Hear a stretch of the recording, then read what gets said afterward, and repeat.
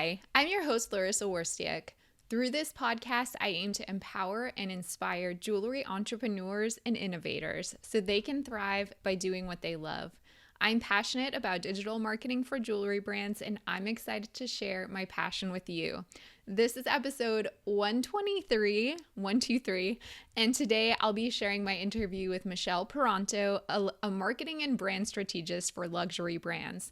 Throughout her impressive career working with luxury and jewelry brands, Michelle has built her experience and expertise in all aspects of consumer brand and omnichannel marketing, including advertising, digital marketing, social media, content creation, CRM, and more. She's a true marketing generalist, so she has an amazing bird's eye view of all the moving parts associated with marketing for luxury. She's worked for companies like Harry Winston, Baume Mercier, Platinum Guild International, Lagos, and more. In this episode, Michelle and I chat about marketing specifically for luxury brands. What do luxury consumers crave, and how can luxury brands position themselves effectively? We cover all those topics in this fun and informative episode. But before we get to that, I want to share some marketing related news and insights from the past week that caught my attention. So first, I saw an article from Think with Google, which is Google's internal magazine. And in this article, Google attempts to prove the value of influencer marketing in an effort to better understand the return on investment. Because if you've tried influencer marketing, it's sometimes a really difficult thing to measure. So one of the first points that they make is that impressions and likes don't necessarily mean that the message from an influencer is getting through to the audience. So of course, impressions are essential for getting the word out, but they say very little about the impact of the marketing message. So it's important with influencer marketing to not leave it up to vanity metrics to assess the return on an influencer marketing partnership. They also say to focus on brand lift to isolate the impact. So what the heck is brand lift? It's really just referring to any sort of positive shift in how the prospective customers perceived your brand. So if the influencer marketing is causing consumers to see your brand in a new way, in a more positive way, in a way that makes them feel like they're more likely to buy, that's positive brand lift. And being able to secure that allows you to quantify the ROI of any sort of creator sponsorships that you have. You also definitely want to contextualize the results of your influencer marketing campaigns within your broader marketing mix. So backing your partnerships with numbers helps it become more credible within the marketing mix. How is it supporting email marketing? How is it supporting the overall social media strategy? What else is it helping your brand unlock in other areas of marketing and growth? That can also be a really important way to quantify influencer marketing. So I saw another article on CNBC that shared the results of a Pew Research Center study all about YouTube as a social media channel. So YouTube actually saw the most significant growth of any social media app among American users during the pandemic. That was kind of surprising, but not surprising to me at the same time, but it was interesting to see the actual numbers. So this growth was especially high among 18 to 29-year-olds, and it grew from 73% in 2019 to 81% in 2021. Facebook usage still remains high, with 69% of US adults saying they visit the network. However, that figure has remained relatively flat over the past 5 years. So YouTube seeing a lot of growth, Facebook not as much, though usage remains steady. And then finally, you may have heard about this, but if not, I thought it was interesting. So Signet, the jewelry brand that owns stores like Kay, Jared, etc., one of the biggest mass market jewelers in the world, they recently purchased the jewelry subscription service Rocksbox, which is a Silicon Valley startup. So two very different companies. Signet purchased them. Rocksbox founder Megan Rose considers the company a part of retail's new frontier. I can't talk today. So she says, quote, consumers are the decision makers today. We're moving from a transaction oriented mindset to one based on relationships. It's using data and technology to create a more personal experience, end quote. I just think this is super interesting that a company like Signet is looking to or did acquire a brand like Rocksbox. It shows that they're kind of in tune with what consumers are looking for, this sales experience based on relationship rather than transaction. I think this is kind of foreshadowing a lot of the future of how jewelry sales will be. And it will be interesting to see what Signet ends up doing with Rocksbox and how it ends up changing the company in any way. So I would definitely keep that on your radar, keep it as a thought in the back of your head. If you want to get the links to the articles I share in this segment of the podcast, you can sign up for my email newsletter by visiting joyjoya.com/sign up, and you'll get a digest with the links every time a new episode drops. So let's get to my interview with Michelle. So Michelle, please tell our listeners a little bit more about your journey in the jewelry industry. How did you get to where you are today? Thanks, Larissa. I am a proud luxury marketing and communications professional who spent 20 years in the fine jewelry and watch space. I got my start in Philadelphia, Pennsylvania. I went to work for Lagos Jewelry at a time where I had absolutely no jewelry experience whatsoever. And I am always grateful to Stephen Lagos for taking a chance on me.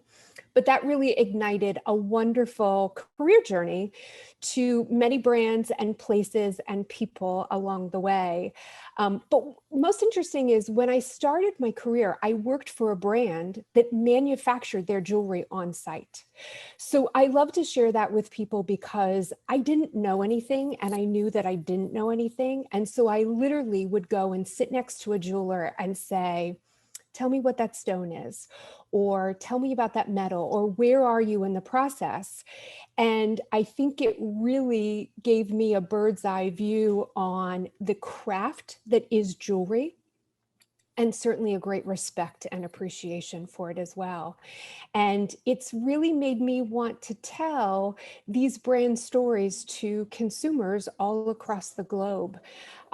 So from Lagos, I went to Platinum Guild International, which is the worldwide marketing organization for platinum jewelry. And it's wonderful to work for an industry organization because you can work with students that are just coming out of FIT or the big brands that play in the space, the Tiffany's, the Cartiers, the Harry Winstons of the world.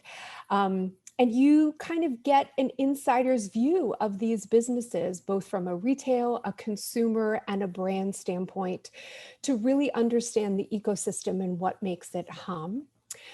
From there, I went to Baume Mercier, a wonderful watch brand under the Richemont family. And though I worked for a watch brand, during my time there, I had exposure to the jewelry brands that were in-house as well. And of course, made friends with those folks to understand what they were doing.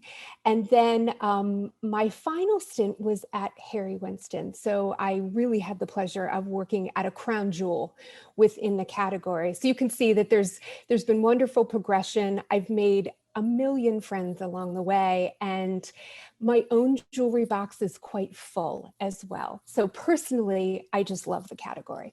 I love that. I really enjoyed what you said about your first experience at Lagos and how you would like sit with the jewelers and try to learn more about the craft.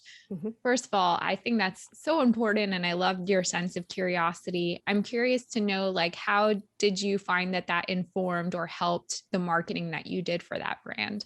Oh, for goodness sakes, Larissa, it probably made me much more prepared. So for example, at Lagos, we did a lot of trunk shows. So we would go to Neiman Marcus and Saks Fifth Avenue and Bloomingdale's and Nordstrom and showcase the collections to the end consumer.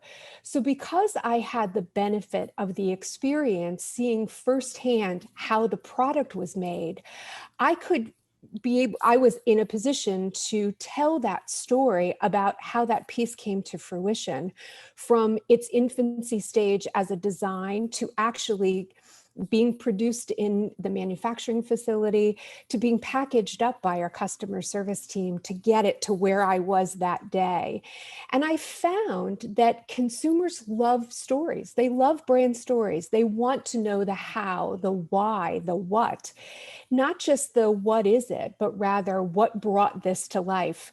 And to this day, whenever I run into someone and I compliment them on their piece of jewelry, I find that people are very quick to tell me their own story. Oh, thank you so much, my necklace. Oh, I got that for a special birthday. Or this ring, this was an anniversary gift.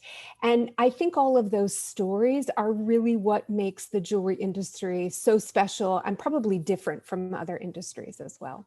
That's so many great insights. And it's true. Like no one's probably gonna say, oh, thank you for the compliment. This is 18 karat gold and a 2 carat diamond, VS2, Exactly. whatever, whatever. Like no one's gonna tell you that. They're gonna Right. tell you the story behind Mhm. it.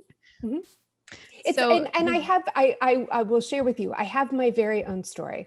I of course, working for all of these beautiful brands, had the privilege of wearing a lot of the product, purchasing a lot of the product myself. But I made a promise to myself that when I got of a certain age, which was just a few years ago, that I actually would purchase for myself diamond stud earrings. I didn't own them. I wanted to be sure that I could make a purchase of a certain size and, more importantly, a quality that really was reflective of my love and my passion for the jewelry world. And I did make that purchase all on my own. In fact, my own partner, Billy, said, I would love to contribute to that. And I said, no, no, no, this is for me. This is sort of marking the moment and milestone in my life in a very personal way. And I wear those earrings almost every day of my life. And they continue to bring me great joy. And so I think because I'm a customer myself, it helps make me a better marketer in the category. yes, I love that story.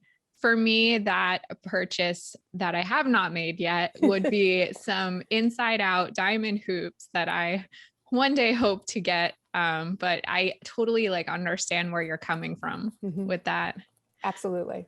So I really want to focus the conversation today specifically on luxury Mhm. marketing because you have so much amazing experience with luxury brands. And to kind of set the tone for the conversation, if you can define what does luxury marketing mean to you and how is it potentially different from other marketing for other types of categories? It's a great question. Luxury marketing is really about understanding the brand's history, in many cases, its heritage, its lineage, and being able to tell that story to the consumer. Craftsmanship traditionally plays a very big role in luxury marketing where jewelry is concerned, because many of the brands seek to set themselves apart from their competition by the materials that they source, as well as the process by which something is brought to life. From a luxury marketing standpoint, I think it's always been very important to pay very close attention to the way in which a brand is communicated to the customer. And what I mean by that is word choices. So, for example, you would never in the luxury marketing space say that something was free. You would say it was complimentary. It's just a different tone. It's a different way to communicate. The use of white space in collateral materials or advertising is usually quite prevalent in the luxury marketing space for jewelry. A tone is set about a brand.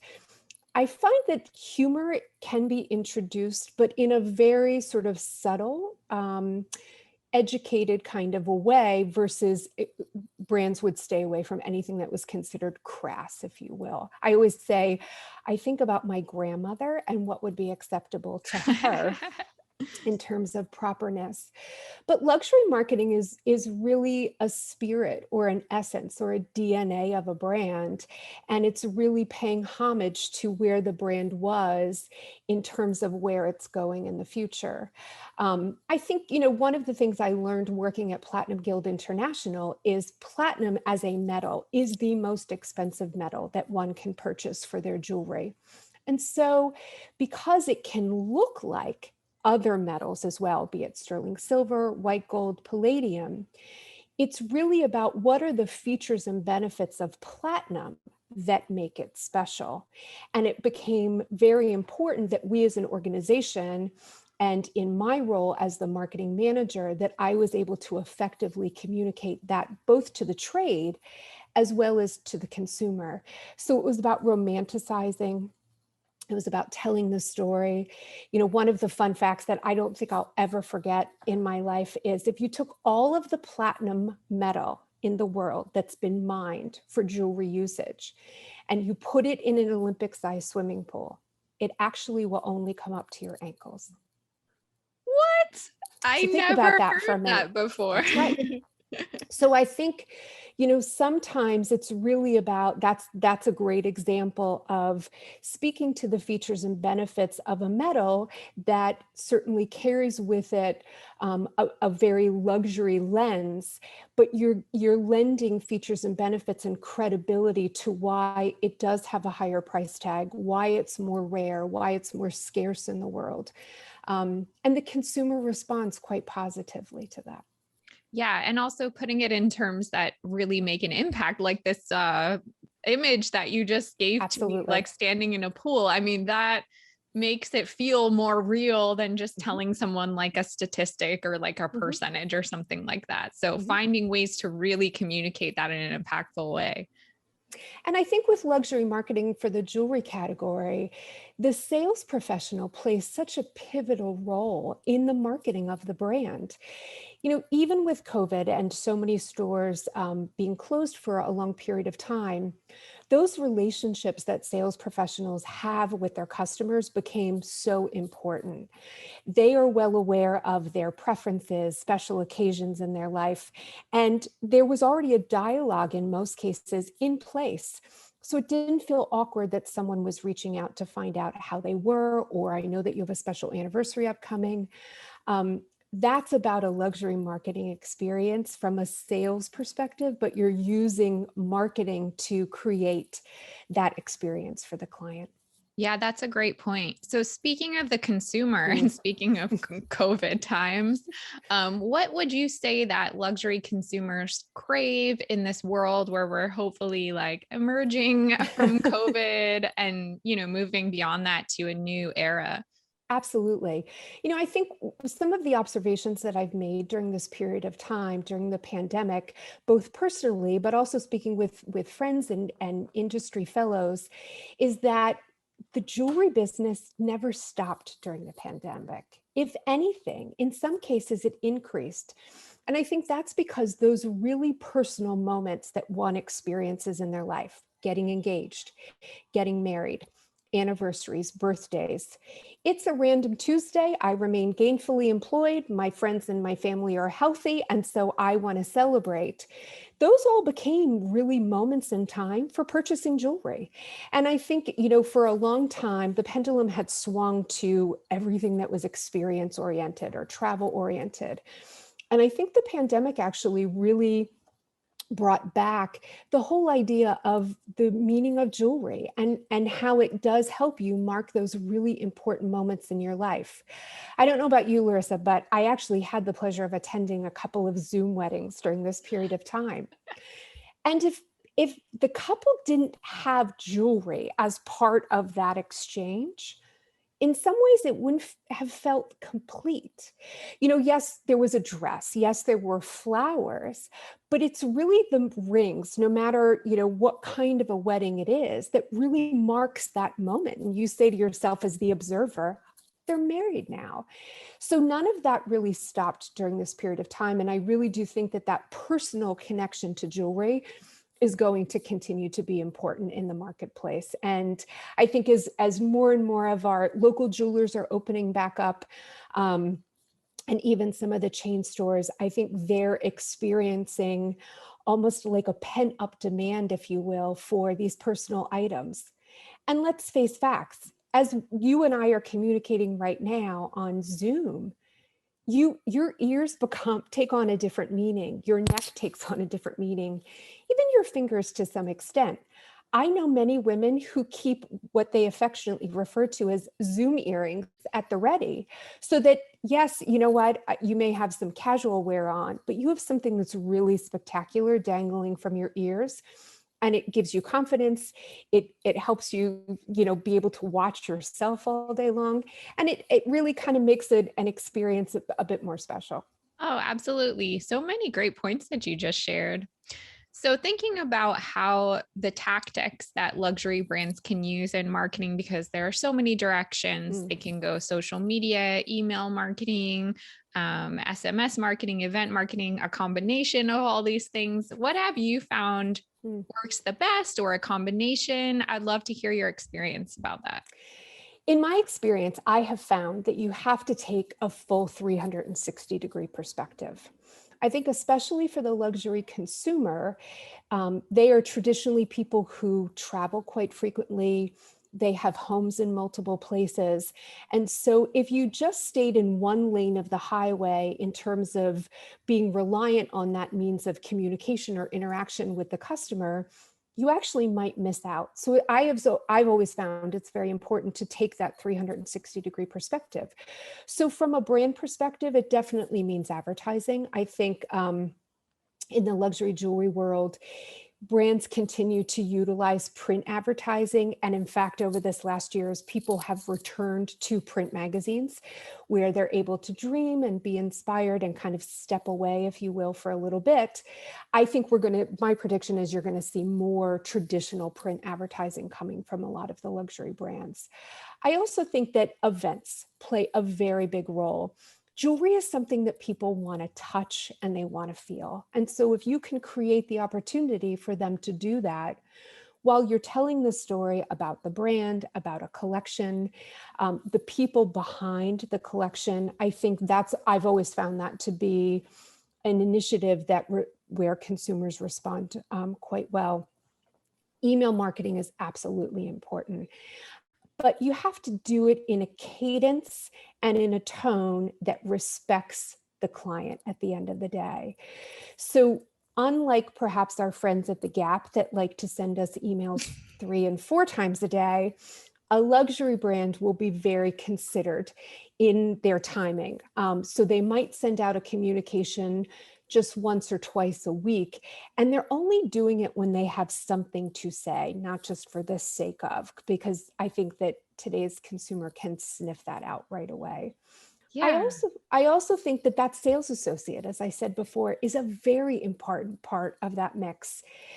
You know, in luxury jewelry, there is nothing like a handwritten note. Dear Larissa, thank you for visiting us today. It was a pleasure to clean your ring for you, and I hope that we see you soon.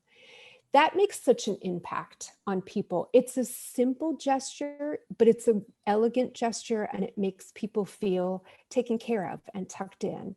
So I think that that's always been an initiative that's been very important. And surprise and delight the consumer activities. So if we know it's your birthday, we want to send you something to help you celebrate, be it a bottle of champagne, some flowers, some balloons, something that's unexpected, but makes you feel good and then reflects quite positively on the brand as well. So again, I think it's really important that you engage a number of initiatives around the client from a marketing standpoint instead of just relying on one or two. Sure. I thought it was really interesting what you said about email marketing and about the cadence of it and your comparison with the Gap. No shade on Gap. Gap is That's right. fine. Not at all. Not at all. But of course, a luxury brand is probably not having a sale or a discount or Mhm. free, as you said. So those emails can't be focused around the discounting strategy like a lot of like more lower priced Mhm. retailers are. So what do you have suggestions for like the content of that email campaign? I think absolutely in the luxury space, things don't go on sale. There isn't a please use this code for the discount. So it's really about how do you communicate value? Let's face facts. I use this example a lot. If there was a customer out there that said it's a very special anniversary, and I've set aside a budget of $20,000 to do something special for my significant other, that consumer has a lot of choice in the ways in which they can spend that money. I mean, it certainly could be jewelry, it could be a timepiece, it could be a piece of artwork, it could be travel someplace, it could be a new piece of furniture for the home. And so, why choose your brand and why choose the jewelry category in general? So, you really need to communicate that value.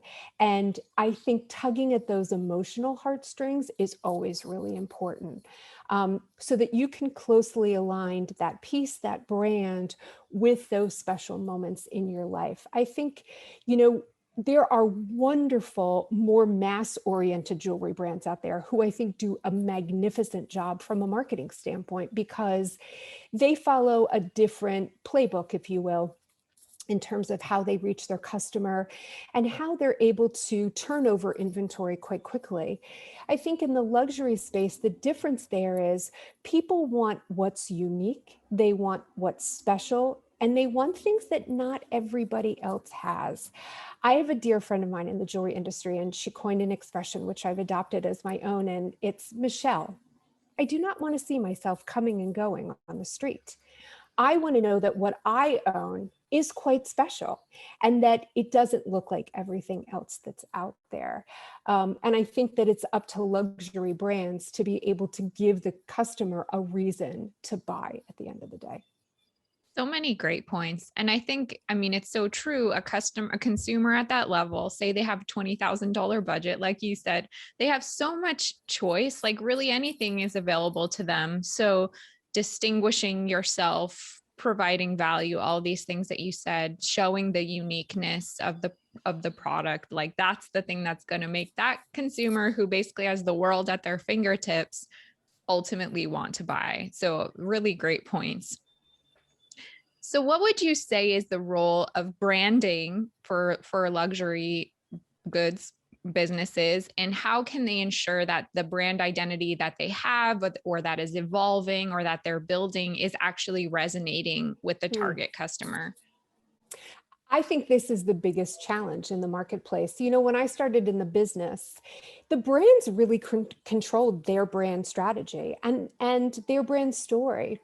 And certainly with the introduction of social media and more of a focus on digital, the consumer is really taking a much more active role in storytelling on behalf of the brand and deciding their relevancy or their irrelevancy in some cases. And so I think it's really important that brands do engage in a two-way conversation with the consumer and not be in a position where they're just speaking to. I think that that engagement is what draws the luxury consumer in specifically and keeps them a customer for an extended period of time versus having them just move on to whatever is next.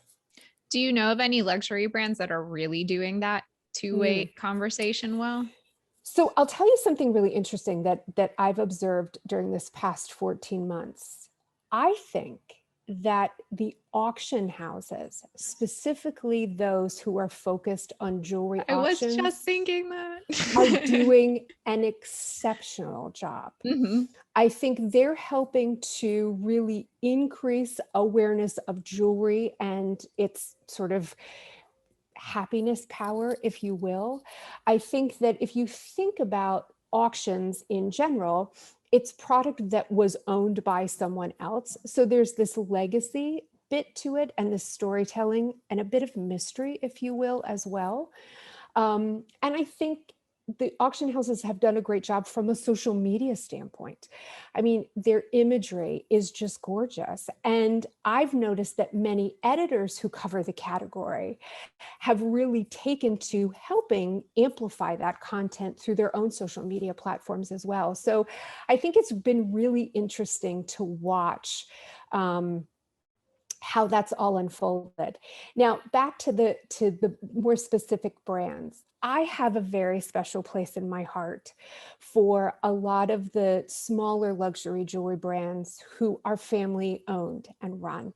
I think because I've gotten to know the people behind the last name, if you will, and I visit their stores on a regular basis. I love their social media.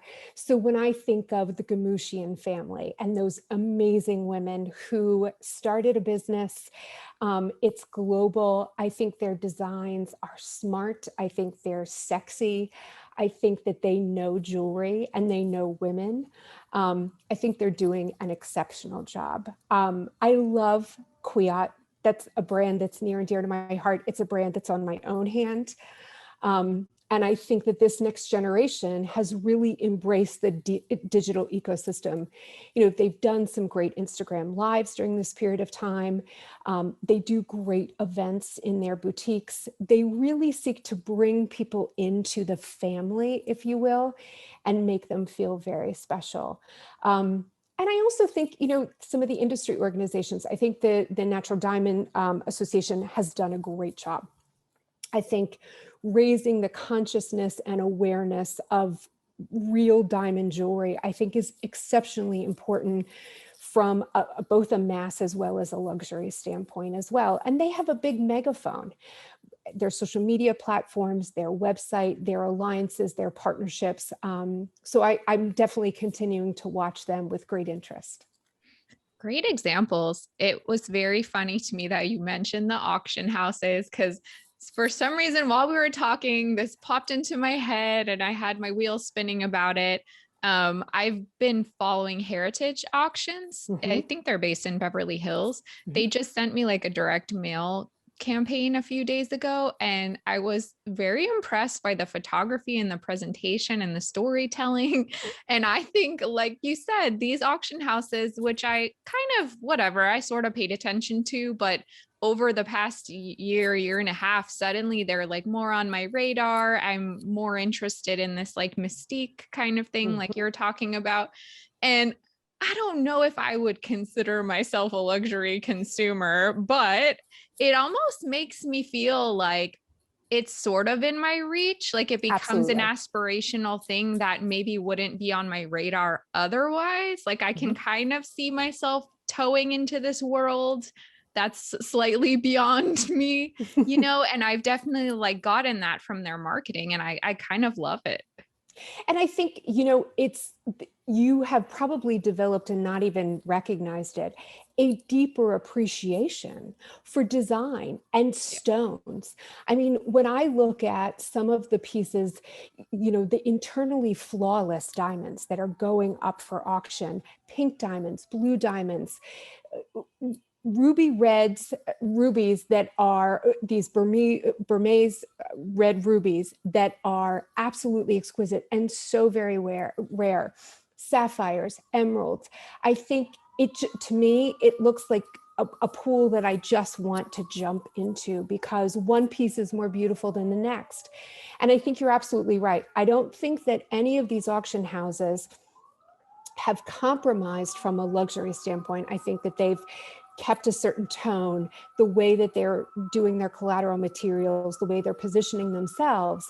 But I do think that they're probably doing an amazing job to cultivate sort of the next grouping of people that will be quite comfortable to make a purchase that way. And so hats off to them, because I think it will help all of the boats kind of rise within the category. Really great point. Yeah. I even saw like they have the auction previews, which I guess you can consider a form of event marketing. Yes. And it's like, you know, make an appointment to come to this preview. And I'm like, I mean, I don't think that I'm the right customer for this, but just like you're saying, it's almost like grooming you and making you feel like you could be part of this if you wanted to. And Larissa, what's amazing is I've in my day, I've been able to go to some of these previews in person, and the professionals that work for these auction houses are walking Google resources of the jewelry world. I mean, they can tell you about stones and about metal and about design through the ages. And so even if someone were to go there and not yet be in a position to make a purchase, but they're educated and they're inspired, it's like I almost wish I had a camera to follow that person through the years, because it may have ignited a passion for jewelry that maybe another marketing methodology may not have done for them. So I think that they have pretty big platforms on which to stand. And the fact that they've pivoted to a lot of digital activity gives a lot more people access to that right now. Absolutely. So curious, because I know some of my listeners, they're not all luxury brands, maybe some of this is not super relevant, but I do think there are tactics, strategies, approaches that can cross over and apply for like fashion, demi-fine, even lower end fine jewelry. So where is that crossover? What can they learn from this? A brand story is a brand story. And whether it's a luxury brand, whether it's a demi-fine brand, whether it's a more mass brand, if you are able to communicate to your customer the why and the how, I think that those are very important tenets that they need to follow. Again, service is so important. And that is down to how can someone communicate with a brand on the website? Is there a chatbot that pops up? Is there a customer service phone number or an email address? And to recognize that no matter how big or small you are, or luxury or non-luxury you are, the way in which you treat a customer can either win or lose you customers in the future, because word of mouth is still a very important part of the marketing mix. And you want people to talk positively about their experience with your brand. So while I think the luxury space really focuses a great deal on these kind of service-oriented details, that white glove approach, I think that those are applicable to anybody within the space. How do you greet someone when they walk into your jewelry store? I learned from a great jewelry trainer many years ago that if you walk into a store and someone says, "Can I help you?" inevitably the answer is no. And the conversation is done. But if you walk into a store and say, "What is it you're looking for today?" you have to answer with more than a yes or a no question. And then the sales professional gets a little insight into what brought you in today, and they can begin the conversation, begin to show you the product that fits what your needs are. That happens at Harry Winston on Fifth Avenue, and that probably happens at Larissa's jewelry store in the middle of the country. And I think that those are principles that are just important in the business overall. Yeah, such great points. I was recently having a conversation with someone and they said to me, it can be argued that marketing is the way that you answer your phone. And like, totally agree with that. And it doesn't, I think that can be translated across digital platforms as well. Marketing can be the way you answer your DMs. Marketing can be the way that you engage on your chat platform, in your emails, whatever platform it is, like the message that you are sharing with the customer, especially on a first touch, like that is marketing for you. Absolutely. Yeah. Absolutely.